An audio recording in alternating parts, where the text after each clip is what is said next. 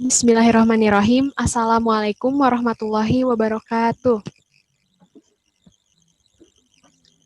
Waalaikumsalam warahmatullahi wabarakatuh. Alhamdulillahirabbil alamin wassalatu wassalamu ala asrofil anbiya wal mursalin wa ala alihi washabihi ajmain. Amma ba'du. Pertama-tama mari kita panjatkan puji serta syukur kita kepada Allah Subhanahu wa taala karena dengan rahmat dan hidayahnya kita dapat berkumpul di sini untuk melaksanakan kuliah online. Kami dari kelompok 3 akan menjelaskan tentang mengintegrasikan iman, Islam, dan ihsan dalam membentuk insan yang kamil. Kelompok 3 beranggotakan oleh saya, Dewi Oktaviani, dengan NIM 11.024.20042. Selanjutnya, ada Putri Diah Pratiwi dengan NIM 11.024.20043. Selanjutnya ada Syahril Amin dengan NIM 51014200027. Yang terakhir ada Dimas Sadewa Cakra Pratama dengan NIM 5311420069. Yang pertama, saya akan menjelaskan tentang apa itu iman. Pengertian iman. Menurut bahasa, iman berakar dari kata amana, yu'minu, imanan, yang secara harfiah artinya percaya dengan yakin. Jika menurut istilah, iman adalah pembenaran dengan hati dan ikrar dengan lisan dan pengamalan dengan anggota tubuh.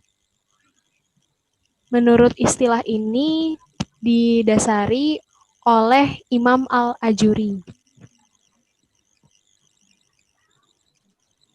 Selanjutnya, teman kami yaitu Putri Diah akan menjelaskan tentang apa itu Islam. Kepada Putri dipersilakan. Baik, terima kasih. Saya akan menjelaskan tentang apa itu Islam. Yang pertama, menurut bahasa, Islam dibagi atas beberapa kata, beberapa akar kata Islam. Yang pertama ada aslama yang artinya menyerahkan diri. Yang kedua ada salam, yaitu selamat atau sejahtera. Selanjutnya ada salama, yaitu menyelamatkan orang lain. Yang keempat ada as-salmu, yaitu damai atau kedamaian. Dan yang terakhir ada salib, yaitu bersih atau suci. Sedangkan menurut istilah, Islam bermakna penyerahan diri, ketundukan dan kepatuhan terhadap perintah Allah, serta pasrah dan menerima dengan puas terhadap ketentuan dan hukum-hukum Allah. Selanjutnya, dijelaskan pula dalam hadis, Rasulullah pernah menjelaskan arti Islam. Dalam hadis tersebut terkenal sebagai hadis Jibril, karena saat itu malaikat Jibril dengan wujud laki-laki datang menemui Rasulullah. Malaikat Jibril bertanya tentang Islam dan meminta penjelasan pada Rasulullah sebagai berikut. Dari Umar radhiyallahu anhu berkata, ketika kami sedang duduk bersama dengan Rasulullah SAW, tiba-tiba muncul seorang laki-laki yang pakaiannya sangat putih, rambutnya sangat hitam, dan pada dirinya tidak terlihat tanda-tanda sebagai seorang musafir. Namun tidak ada satupun di antara kami yang mengenalnya. Hingga ia duduk di dekat Nabi SAW, dia menempelkan lututnya ke lutut Nabi SAW dan meletakkan telapak tangannya di atas paha Nabi. Dia berkata, "Wahai Muhammad, jelaskan padaku tentang Islam."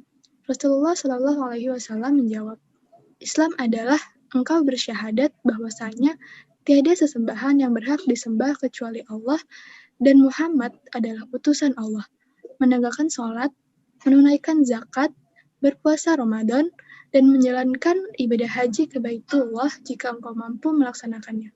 Hadis riwayat Bukhari. Selanjutnya, pengertian ihsan akan disampaikan oleh Syahril Amin. Kepada Syahril Amin dipersilahkan. Ya, terima kasih. Saya akan menjelaskan tentang arti ihsan. Menurut bahasa, Ihsan berasal dari kata ahsanu, yuhsinu, dan ihsanu, yang berarti berbuat baik.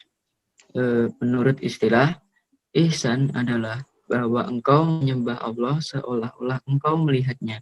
Sekalipun kamu tidak melihatnya, maka yakinilah sebenarnya ia maha melihatmu. Hadis riwayat Bukhari. Kemudian kaitan antara iman, Islam, dan ihsan, yaitu 1.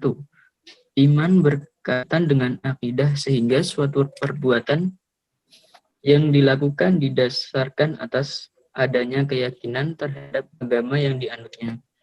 Kedua, Islam berkaitan dengan syariat sehingga segala sesuatu yang diperbuat terdapat aturan yang melandasinya atau mengaturnya.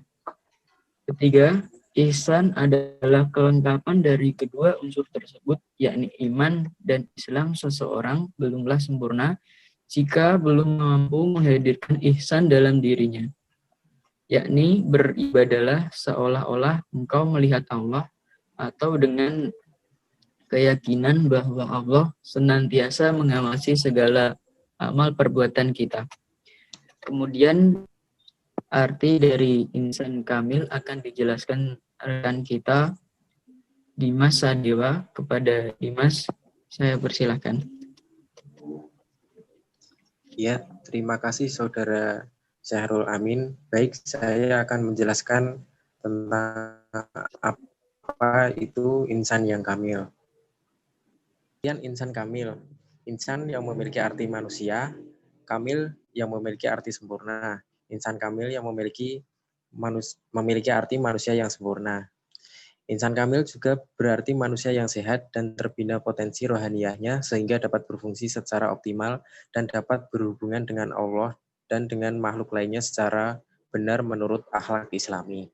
Insan kamil lebih ditunjukkan kepada manusia yang sempurna dari segi pengembangan potensi intelektual, rohaniyah, intuisi, kata hati, akal sehat, fitrah, dan yang bersifat batin lainnya.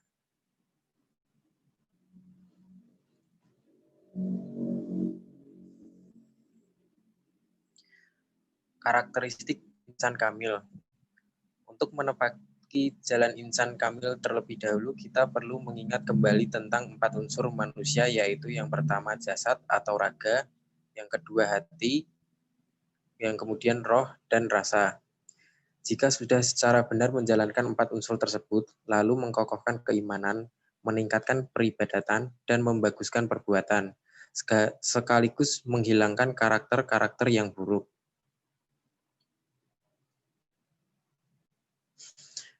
Metode mencapai insan kamil dengan cara konkret. Yang pertama, memulai sholat jika Tuhan yang akan disembah itu sudah dapat dihadirkan dalam hati, sehingga ia menyembah Tuhan yang benar-benar Tuhan. Yang kedua, berniat sholat karena Allah.